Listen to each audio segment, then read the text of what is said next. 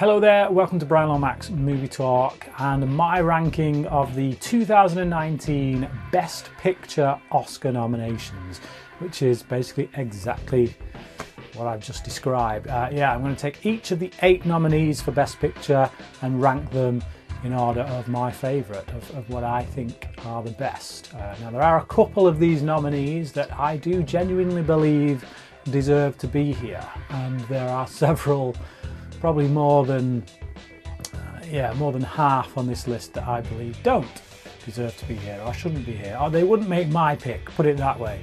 But yeah, let's get into them. We've got 8 nominees. I'm going to start from what I think is the worst and work my way up to the best. At number 8, we've got Adam McKay's Vice. This is a film that if it wasn't nominated for Best Picture, I may have enjoyed more, but I came to it knowing that it had been.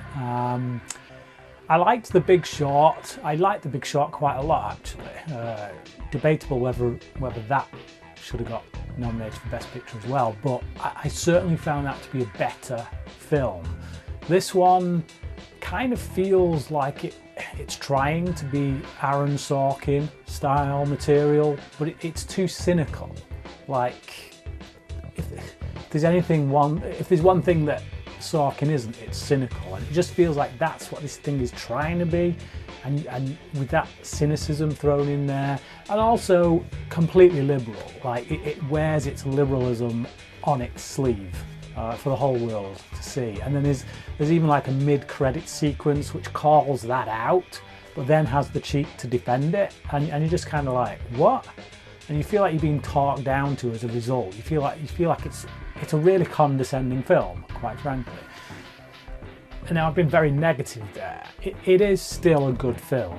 I'd definitely say it was a solid 3-star film. I love the performances in it. Christian Bale, Amy Adams, 2 of my favourite actors working today. Steve Carell as well is really great. I love the performances. There are some genuine moments of humour, but I just feel that they could have toned down the cynicism and not been so obvious about their liberal political agenda. Number 7 is The Favourite. Now this has got a brilliant performance, well 3 brilliant performances actually, by Emma Stone, Rachel Weisz, but particularly Olivia Colman. Now, I can understand why she got nominated for an Academy Award. Part of me hopes that she'll win it. But this film, again, I would give it a 3-star rating. For me personally, it was too dark, too depressing. There was no likeable characters. Olivia Colman's character is very sympathetic. I sympathise with her a great deal, but that doesn't mean that I like her. There's a difference. I think you can sympathise with someone without wanting to spend any time with them. And it's one of those films that ends on a real downer, kind of a commentary on the wickedness of man and where that wickedness leads us. You know, if you treat people badly, eventually it's going to come back to bite you, and you're going to be left in a place that is completely void of any humanity. So that humanity you pushed away in order to meet your own ends, your own ambitions, is going to come back and bite you on the ass. So it's very well directed, I think, but just too dark, too depressing, doesn't paint a particularly great picture of man, and there are no characters in here that I can root for, get behind, kind of support. The Favourite, number 7. Number 6 is Roma, directed by Alfonso Cuarón. It's a black and white film that follows this main character who's a maid, and she becomes pregnant, and it looks at how she interacts with the family, how she deals with the impending family that is coming upon herself from a personal level. It's a good film. It's a very good film, in fact. It's got a very emotional punch of an ending. If you don't feel something at a particular point that I'm thinking of, I don't want to give anything away, but if you don't feel something in that moment, then you've got a heart of stone.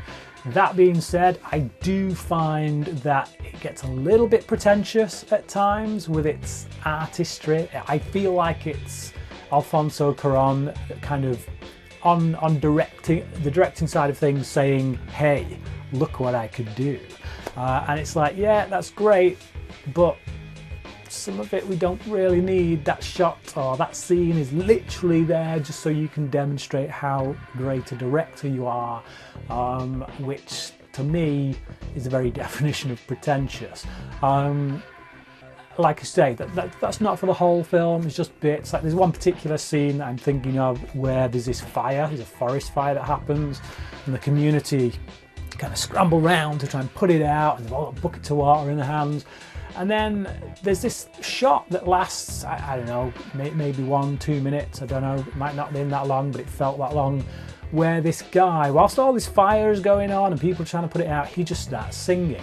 And the camera fixates on him, and then in the background we see this tree coming down, and it looks gorgeous, it looks beautiful. Like I say, it's Cuarón saying, look what I can do.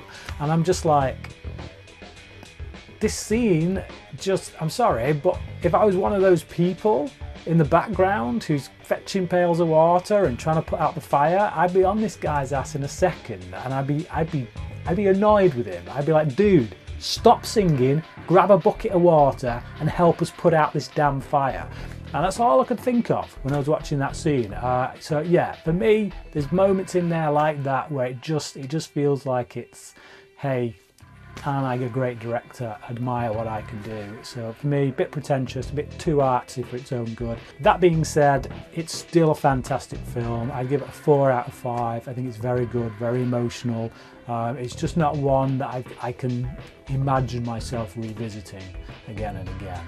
At number 5, we've got Bohemian Rhapsody. I stayed away from this film for quite a while because a lot of people were like, well, it kind of shies away from really delving deep into Freddie Mercury's life. It's a bit of a kind of surface skimmer type film, and I actually think that's an unfair criticism of it, because what the film does actually serve to highlight is that much of what was said about Mercury and his life when he was alive was often from unreliable sources, people who had a vendetta against him and things like that. So how much of that reputation is truth is actually, you know, depending on where you sit and who you're listening to, could be a complete load of bollocks. So yeah, I liked Bohemian Rhapsody. I liked the central story, the themes that kind of brought out about it, you know. And I liked that it looked primarily at the band themselves, the dynamics between them and how they came to write in some of the songs, and you know, that fall from grace and then having to work your way back to the people who are actually your family, your surrogate family. That to me was much more emotional, much more worthy of interest, rather than, you know, going into some of the supposed debauchery that may or may not have gone on, which would get old real fast, quite frankly, if I was watching 2 hours of that stuff. So yeah, I'm glad it went where it went. I thought Singer handled the material perfectly. It's a shame a lot of the stuff that's come out recently, allegations, let's say, let's be very firm on that, allegations are damaging any chances that this film will actually win any Oscars, to be quite honest. But yeah, it's a good, solid film, 4 out of 5 from me, and it's got a kick-ass soundtrack. And Rami Malek, fantastic as Freddie Mercury. He really embodies the persona of Freddie Mercury. At number 4 is Black Panther. This is a very good comic book movie, superhero movie. I do love it. I think it's a great film. My only problem with it is that I feel like it's not the best comic book movie of last year. Not even the best Marvel comic book movie of last year. So the fact that it's been nominated here, to me, just screams of political correctness. They've played the race card. Plus, you know, that being said, I would imagine that there is a very high quota of black voters now amongst the Oscar voters. So of course, why wouldn't they vote for this film? And I don't say that disparagingly. That could come across as, oh, you know, just sore loser or whatever. I get that. You know, I think this is a perfectly fine film to vote as a one of the best comic book movies.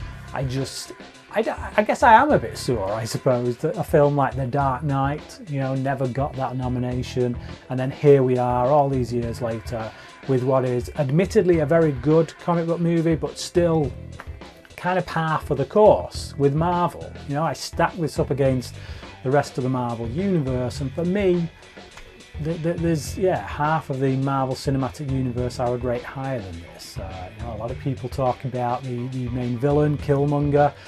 Personally, I don't think there's that much of a character there compared with other villains in the MCU. I think too much has been made of that performance and of this character, just, you know, for the sake of it, I guess. But that being said, it's still a very good movie. I just don't think it's Oscar material. Okay, so up until this point, all the movies that I've talked about, even though I've liked quite a few of them quite a lot, I wouldn't have nominated them for Best Picture personally. The next three, however, are nominations that I'm actually quite happy with, and there's one in particular which obviously would be my #1 spot on this list, which I do hope wins.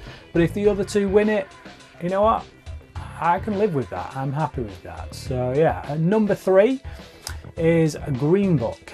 So this, is what you call Oscar bait material, I suppose. It ticks a lot of boxes. So this film is kind of a modern take on Driving Miss Daisy, except that rather than a black man driving a rich white old woman, we've got an Italian guy from the Bronx driving a rich, talented black man who also ticks the box of being gay, or at least bi. We are told at one point in the film that he was married to a woman called June. He does give a reason why that relationship didn't last, but there are also hints in there that the fact that he, you know, is willing to lay down with a man could be the reason. I don't know, but yeah, let's just say for the Academy voters, this ticks an awful lot of boxes, you know, and if I was a very cynical man, and I know at times I can appear to be, I would say it's nothing more than that, and that's why I got nominated. But actually, it is a genuinely good film. It's really heartwarming, it's genuinely moving. It's not perfect, don't get me wrong, but I just had a blast with it. I loved Viggo Mortensen's character. I know a lot of people will criticise it, saying it's quite a stereotypical interpretation of you know, an Italian American. I just loved his character. I loved that he didn't hold anything back. He said what was on his mind. Putting him alongside this cultured black guy in a time when racism was at its height, it makes for entertaining viewing. And just seeing you know where the film's going. We've seen this kind of film many times before. You take two people who are at complete opposite ends, and then they come closer together as the film goes on. I'm sure it won't be the last time we see something like this, but the success of a film like this, it's all down to whether or not they make you buy into this relationship. They make you care about these two people, and the answer to that is yes, emphatically they do. I checked out some reviews for this on Letterboxd after I'd watched it, and I gotta say, there's a lot of people being really sniffy about it. I'm glad I didn't read those reviews before seeing the film, because it didn't affect my opinion of it. Personally, I loved it, and yeah, I'd give it a 4.5 out of 5. Number 2 is A Star Is Born. Now, this was an incredible film, actually, and I wasn't expecting it at all. Well, I was expecting it to be very good, but not quite the level that a lot of people are talking it up to be. Lady Gaga gives a brilliant performance, like really brilliant. I mean, I've heard, like I said, I came to this late, so I've heard what everyone said about it, and that can be quite damning at times, because you go in with all these expectations from what people have said, and then it just doesn't quite live up to it. But I gotta say, if Lady Gaga wins the Oscar for Best Actress, I'll be okay with that. I really will. I thought she gave an incredible performance. I thought Bradley Cooper was brilliant as well. I think he's much deserving of his nomination. And I think it's a shame he didn't get nominated for director, because I think he does an excellent job here. Some of the stuff that he's doing with the camera, the way a lot of the stuff feels improvised, but he's dealing with massive crowds, you know, doing bits of concert and stuff, but doing things in really long takes and getting improv stuff going on stage, it feels like. I would imagine it took an awful lot to bring that kind of stuff together. And Bryan Singer had the same kind of job really to do on Bohemian Rhapsody. But I feel here, because we get a lot more intimate on the stage, and yeah, I feel like there's a lot more emotional beats required from the actors in this film whilst on stage and places like that. Like I say, I just think Cooper did a marvellous job directing. I'm really surprised he didn't get a nomination, especially for a first timer as well, his first film as director. But I loved it. It was a really great emotional ride. There is one moment towards the end of the film where something happens, and if you've listened to the soundtrack, you will see it come in. I mean, I've never seen any of the other films upon which this is a remake of, so I didn't know where it was going. But unfortunately, I did listen to the soundtrack to this before seeing the film. Because of one of the songs, what she's singing about, how she's singing it, I knew something was going to happen. Now, my problem with it is how that happens. Something happens and it's not dealt with. Desperately trying not to ruin anything here. It's not dealt with. There's something that a character says that leads to something else happening, and then that character that said that thing never gets dealt with. And hey, that's life. That's how life would play out, I guess. So in that sense, it's not your typical Hollywood ending.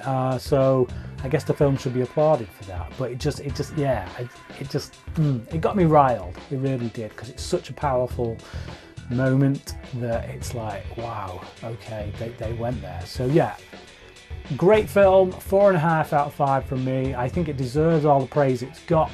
But yeah, there you go. It's not my number one. So as you can guess from the fact that there's still one film, if you know who the nominees are, you know that one hasn't reared its head yet, and that film is BlacKkKlansman. My number one choice from the Best Picture nominees is BlacKkKlansman. Yeah, so of all these films, to make my top 5 of 2018, my personal top 5, BlacKkKlansman and A Star Is Born were the only two to do that. BlacKkKlansman went in at my number 4, so it wouldn't be my personal choice to win Best Film, but my actual personal choice wasn't even nominated. So yeah, that leaves this one. This one was nominated, so because of that, I do hope this one wins. Like I say, if Star Is Born takes it, I won't be too fussed either. But for me, personally, this was the best of the bunch. A lot of people criticise Spike Lee for going very obviously political towards the end. But for me, personally, I didn't really see anything wrong with that. I felt it was an obvious choice. Why not do it? You know, the whole point of the film is that, look, we've done this before, we're still doing it. When are we going to learn from our mistakes? So yeah, it's a great film, great performances. Loved Adam Driver in this. I know he's been nominated as well. But it's funny whilst also being very scary because of the light that it shines on particular types of human scum, I guess. You know, the fact that humanity can be so base level, so down in the trash heap with the way it behaves towards one another, and yet, you know, hopeful in the sense that we do see communities that are divided coming together in these two FBI agents, one white, one black. So yeah, BlacKkKlansman, great film as far as I'm concerned. Definitely check it out if you haven't already, and that is my number one choice for the Best Picture nominees of 2019. But what about you? Have you seen all the movies that have been nominated for Best Picture this year? If so, do comment below and let me know how you would personally rank them. Are there any you've not seen, or any you refuse to see because they just don't interest you? Again, comment, let me know, and just give me your thoughts in general on this year's Oscar nominations. What do you think about them, and what would you personally have voted for? As I say, comment below, let me know your thoughts, and until next time, cracking.